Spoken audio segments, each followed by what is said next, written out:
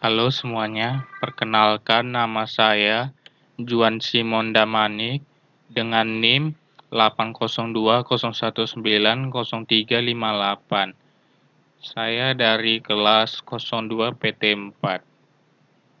Pada kali ini, saya akan mengerjakan tugas 1 basis data lanjutan tentang ERD konseptual. Tugasnya adalah untuk melengkapi atribut relationship dan cardinality ratio ERD konseptual yang terdapat pada materi pertemuan 4. Contoh kasus yang digunakan adalah di sebuah perguruan tinggi, mahasiswa melakukan pengontrakan kelas, di mana kelas tersebut mempelajari mata kuliah tertentu dan diampu oleh seorang dosen. Bagaimanakah bentuk diagram konseptual aturan bisnis tersebut yang ada di atas? Nah, di sini kita sudah memiliki atribut, entity, dan relationship yang sudah dilengkapi sebelumnya. Terdapat 4 entity yang ada di sini. Entity pertama yaitu mahasiswa, lalu kelas, kemudian dosen, dan terakhir mata kuliah. Di sini mahasiswa memiliki beberapa atribut, yaitu ID mahasiswa sebagai primary key, kemudian NIM, nama mahasiswa, jenis kelamin, tempat lahir, tanggal lahir, agama, domisili, nomor HP, hobi, dan IPK. Kemudian ada kelas dengan primary key ID kelas, kemudian atribut tahun ajaran, semester, kurikulum. Lalu entity dosen memiliki primary key atributnya ID dosen, nama dosen, NIP, jenis kelamin, dan nomor HP. Yang terakhir entity mata kuliah memiliki primary key ID mata kuliah, lalu dilanjutkan dengan atribut nama mata kuliah, SKS, kode mata kuliah, dan semester. Kemudian saya akan memberikan analisis saya berdasarkan relationship yang ada 3 ini, yaitu mengontrak, diampu, dan mempelajari. Nah, yang pertama adalah mahasiswa mengontrak kelas. Satu mahasiswa bisa mengontrak berapa kelas? Menurut saya adalah banyak atau nilainya more. Karena mahasiswa bisa mengontrak banyak kelas sekaligus dalam satu semester, asalkan memiliki SKS yang mencukupi. Kemudian, apakah untuk menjadi mahasiswa harus mengontrak kelas? Menurut saya tidak, atau nilainya 0. Karena bisa saja mahasiswa melakukan cuti kuliah untuk beberapa waktu, sehingga dia tidak diharuskan untuk mengontrak kelas. Lalu, kelas dikontrak mahasiswa. Pertanyaannya, satu kelas bisa dikontrak berapa mahasiswa? Menurut saya adalah banyak atau nilainya more. Karena dalam suatu kelas bisa saja telah dilakukan pengontrakan oleh banyak mahasiswa yang sama-sama memiliki SKS yang mencukupi, sehingga mereka mampu melakukan pengontrakan. Lalu, apakah untuk menjadi kelas harus dikontrak mahasiswa? Menurut saya jawabannya ya, atau nilainya 1. Karena jika kelas tersebut tidak dikontrak, maka tidak akan menjadi kelas karena tidak ada mahasiswa yang belajar di dalamnya.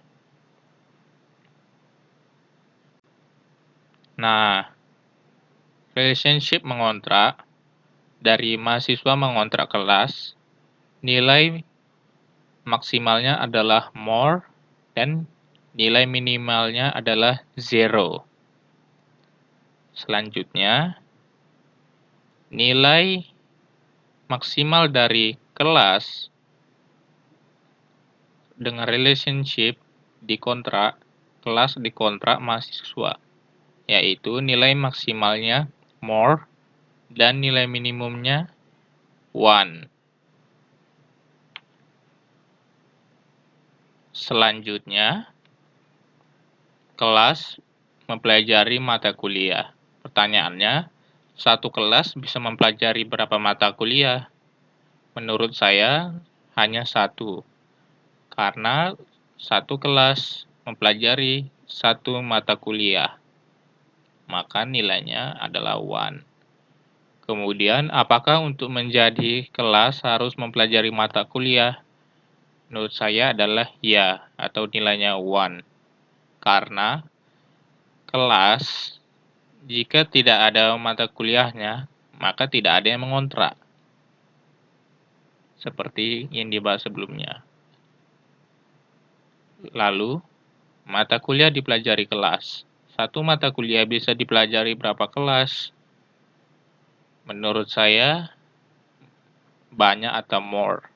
Karena bisa saja seperti materi basis data lanjutan ini, dipelajari kelas 01 PT4 dan juga 02 PT4. Lalu, apakah untuk menjadi mata kuliah harus dipelajari kelas? Menurut saya adalah mata kuliah tidak harus dipelajari kelas sehingga tidak atau zero, karena bisa saja mata kuliah tersebut tidak ada dikontrak oleh mahasiswa, sehingga mata kuliah tersebut tidak harus dipelajari, sehingga menjadi kelas, atau mata kuliah tersebut tidak wajib. Nah, relationship dari kelas mempelajari mata kuliah adalah 1 to 1 only, dengan nilai maksimal adalah 1 atau 1, dan nilai minimal juga 1. Kemudian mata kuliah dipelajari kelas, nilainya adalah nilai maksimal more dan nilai minimal 0. Kelas diampu dosen. Satu kelas bisa diampu berapa dosen? Menurut saya banyak atau more. Karena satu kelas bisa saja diampu banyak dosen karena mahasiswa melakukan pengontrakan dengan mata kuliah yang banyak pula. Lalu, apakah untuk menjadi kelas harus diampu oleh dosen? Jawaban saya, ya. Karena jika kelas tersebut tidak diampu oleh dosen, maka tidak ada yang melakukan pengajaran mata kuliah. Dan nilainya 1. Selanjutnya, dosen mengampu kelas. Satu dosen bisa mengampu berapa kelas? Menurut saya, banyak atau more. Karena bisa saja dosen tersebut mengajar di beberapa kelas dengan mata kuliah yang berbeda pula. Selanjutnya, apakah untuk menjadi dosen harus mengampu kelas? Menurut saya, tidak atau zero. Karena bisa saja dosen tersebut sedang melakukan penelitian sehingga harus cuti sementara dalam mengajar. Nah, berikut ada relationship dari kelas diampu dosen adalah 1 to 1 only dengan nilai maksimal 1 dan nilai minimal 1. Kemudian dosen mengampu kelas adalah more to 0 dengan nilai maksimal more dan nilai minimal 0. Sekian dari saya. Maaf apabila ada kekurangan dalam penjelasan analisis saya.